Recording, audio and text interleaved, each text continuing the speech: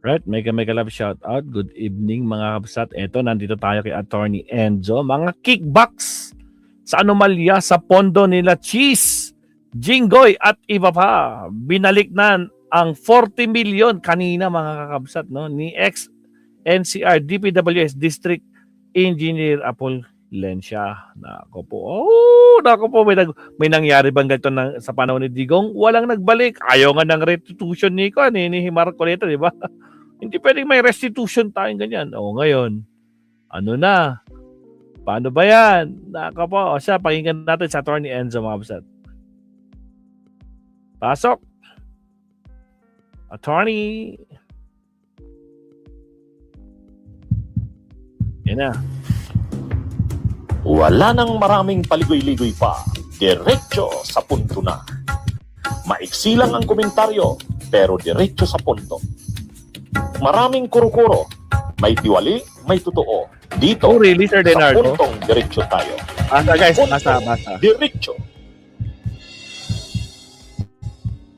Nako, si Jinggoy. Matapos ngang magsauli noong November 28 ng 110 million pesos si dating Department of Public Works and Highways o DPWH District Engineer Henry Alcantara, ngayon man ay nagsauli ng 40 million pesos in cash si dating DPWH National Capital Region Director Gerard Opulencia. Good afternoon. Here, we are witnessing this afternoon, ngayong hapon, masasaksihan natin ang pag-turnover ulit ng halagang what we see, what was represented as 40 million pesos. Ito ay nanggaling sa isa nating state witness, si Engineer Henry Opulencia. Sorry. Dito na ako. Ayon sa DOJ, inisyal o partial pa lamang ito nang ipinangako niyang kabuuang halaga na ibabalik sa pamahalaan. Sinabi ni DOJ Acting Secretary Frederick Vida na mula umano ito sa kickbacks sa iba't ibang transaksyon o proyekto. Ito ay bahagi ng kanyang mas malaking commitment na magsuli ng 150 million pesos. Ito ay dineklara niya na kanyang kinita mula sa iba't ibang mga proyekto na hindi May PR, shout out, Arnold Zala. Kasama rin anya si Opulencia sa mga respondent o inireklamo kaugnay ng Ghost Flood Control Project sa Bulacan. Ngunit ilinaw ng DOJ na ang isinauling pera ay walang kinalaman sa anomalya hinggil sa flood control projects sa probinsya ng Bulacan. Dito sa mga flood control projects sa Bulacan, inimbestigahan sa kasalukuyan, wala na siyang natatanggap, wala siyang tuhang bahagi. No? Pero yung kanyang testimonya ay mahalaga. Sa ngayon ay provisionally admitted sa Witness Protection Program o WPP ng DOJ si Opulencia kasama sina dating DPWH Engineer Henry Alcantara at dating DPWH Undersecretary Roberto Bernardo. Ang nasabing halaga ay i-turn over na sa Bureau of Treasury kung saan sinaksihan din kanina ng Independent Commission for Infrastructure o ICI. Binalik na ang 40 million. Binalik nitong dating DPWH Director ng National Capital Region, si DPWH Director Gerard Opulencia. Itong si Gerard Opulencia, controversial ito kasi nung nag-appear si dating DPWH Undersecretary Bernardo, nung nag-appear si Bernardo sa Blue Ribbon, binanggit niya na mayroong mga pondo si Grace Po, si Bong Revilla, si Jinggoy Estrada. Yung mga pondo na yon ni Jinggoy, ni Grace Po, ni Nancy Binay, ina-assign niya ni Bernardo kung saan-saan. Yung karamihan dyan nasa Bulacan. Pero yung iba naman ng mga projects, dinala niya sa NCR. Bakit doon dinadala ni Yusek Bernardo, ni dating DPWH Yusek Bernardo? Kasi, contact niya na sa Bulacan yung district engineer doon. Si Alcantara, player yon, magaling yon. Hanggang Ghost Project, kaya noon. Pagdating naman doon sa NCR, ang contact ni Bernardo, itong si Opulencia. Player din yan. Pag sinabi mong kay ano itong project na to, alam niya na ang kickback yan, 20% or 25%.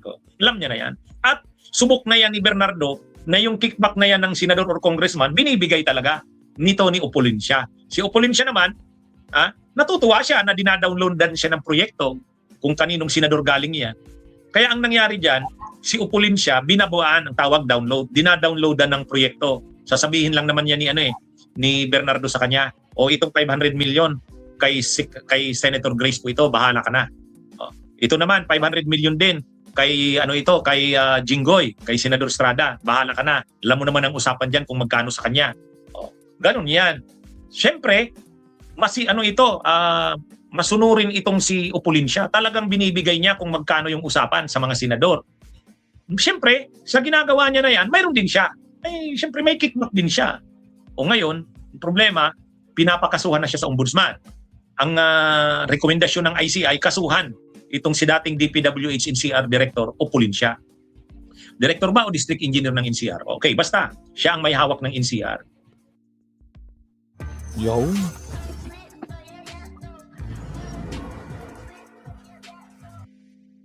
Ngayon, dahil may pinaparekomendang kasuhan sa ombudsman, ay sa Sandigan Bayan, rekomendasyon niya ng ICI, itong si Opulencia, nasa ilalim na ngayon ng preliminary investigation ng NCR, ng ombudsman.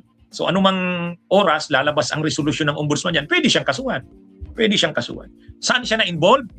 Doon ito sa mga pondo ni Grace Poe. Napanood ko yan kay Grace Poe, kay Nancy Binay, kay Jinggoy, kay Revilla. Yan yun.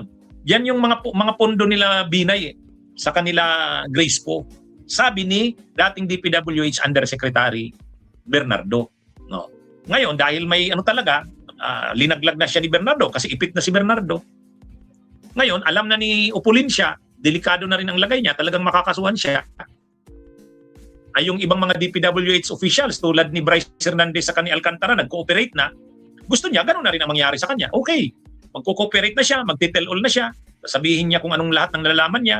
At siyempre, ang requirement doon, magbalik ng perang ninakaw. Kaya ang ginawa niya, siya ngayon, nagsauli ng 40 million ngayong araw. Si Opulencia. Ngayon, pag sauli niya ng 40 million, mayroon pa daw susunod. 100 million pa yata ang susunod na isa sa uli sa susunod na mga araw. Sa susunod na mga araw. Kumbaga yan ay pauna pala. Pauna. Kaya yan mga kabunyog, kaya may mga nagtatanong, ano ba yung sinauli ngayon? Kay Gerard Opulencia yon. Siya ang district engineer ba yan o director ng NCR? At siya yung nag-implement ng mga projects na ibinaba sa kanya ni Bernardo. At saan galing yung mga pondo? Sabi ni Bernardo, sa mga senador. Kay Binay, kay Grace Poe, kay Jinggoy, mayroon pa yatang galing kay Revilla. Kaya, nung dinownloadan ng mga pondo, siyempre may mga usapan sa kickbacks, 15%, 20%, 25%. Sinusunod naman yun ni Opulencia. Masunurin si Opulencia doon. Kaya nga kumbinsido si Bernardo sa kanya. Yan yung paborito ni Bernardo, si Opulencia ng NCR, saka si Alcantara ng Bulacan.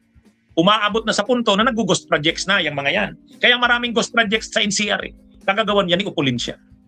Pero ngayon, dahil may kaso sila ni Alcantara, si Alcantara gusto nag-tell all na at saka nagsauli na ng pera. Ganun na rin ang ginagaya ni Opulencia. Kumbaga na sila, gusto nilang maging state witness. Ganyan, yan yung nila dyan. Pero marami pa daw sinabi si Opulencia. Marami pang sinabi si Opulencia. Dapat malaman pa natin yan. Kasi hindi pa natin yan nakikita ang pinatawag si Opulencia. Hindi natin alam sino pa ba yung mga dinawit niya. Sa ICI kasi hindi pinapaalam sa publiko kung ano yung mga testimonya. Anyway, yan mga kabunyog, mga kababayan. Kaya yung mga nagtatanong, attorney, sino ba yung Opulencia? Kanino bang yun? Yan po yan. Sa mga senador yan. Kaya itong mga senador na to, na nagsasabing hindi sila involved, si Yusek Bernardo, itong si Opulencia, magi-state witness na sila Bernardo, sila Opulencia. Kaya wala silang ligtas dyan. Wala silang ligtas dyan. Mananagot at mananagot sila dyan. Okay, mga kabunyog, mga kabayan, magandang araw sa inyo. Salamat. Bunyog, Tama na naman na doon dyan. kasama ka. Kuha po tayo ng isang topic kay attorney guys. May nakita pa ako mas exciting.